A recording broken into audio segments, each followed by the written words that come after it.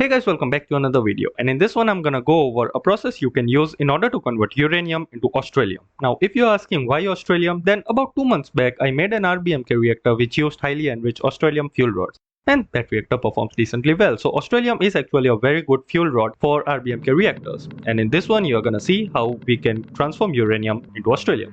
So without any further ado, let's get straight into this video.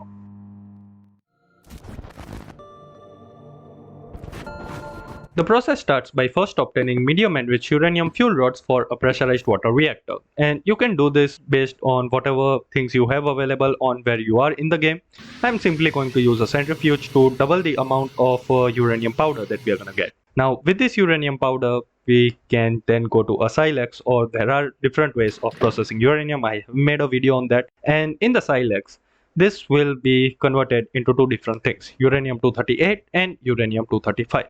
And for this you're gonna need visible light coming from an FEL, and this should basically separate the two isotopes 235 and 238, and combining these two isotopes will give us the uranium fuel billet.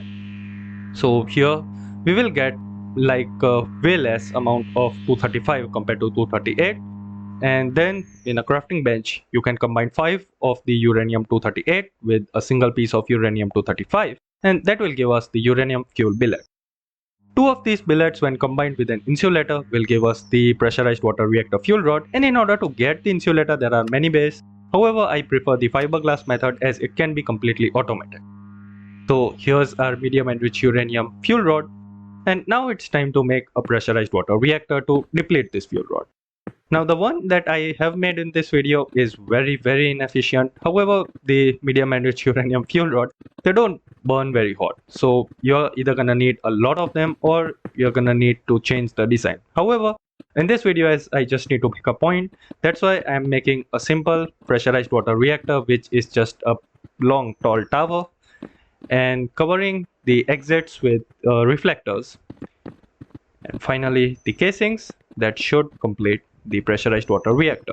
For the coolant I'm using liquid sodium and hot liquid sodium, so that reduces the chance of explosion. However, that is not gonna happen, but still it's better to be safe than sorry when it comes to these reactors. And now we can place down our fuel rods.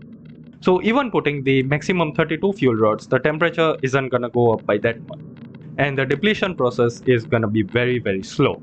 However, once the fuel does start depleting, then in this bottom tab here you are going to get the hot depleted medium enriched uranium fuel rod. And as you can see, we are not producing a lot of power because yeah, very slow reactor and not very efficient.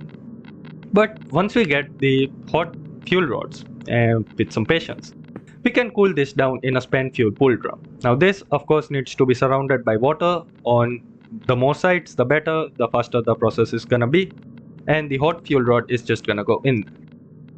And after waiting for some time you will start noticing that some of the fuel rods will actually start cooling down. So you can take these fuel rods out, and then these can be processed further in a centrifuge again, and this should give us the plutonium nuggets. So plutonium nuggets is mainly what we were after, because plutonium nuggets can then be combined into plutonium ingots, and these plutonium ingots can then be used to basically get plutonium powder. So here we have the ingots and we shred them to get the plutonium powder. Now with the plutonium powder, it's time to combine it using either a latex or a rubber bar in an assembly machine to get a box of plutonium dust. So I'm going to go with 4 of each because each process gives us 8. That means we are gonna get 32 boxes of plutonium dust. And finally comes the big boy, the cyclotron. So the cyclotron has changed now. It needs water and low pressure steam to cool down, and yeah, no longer it takes coolant.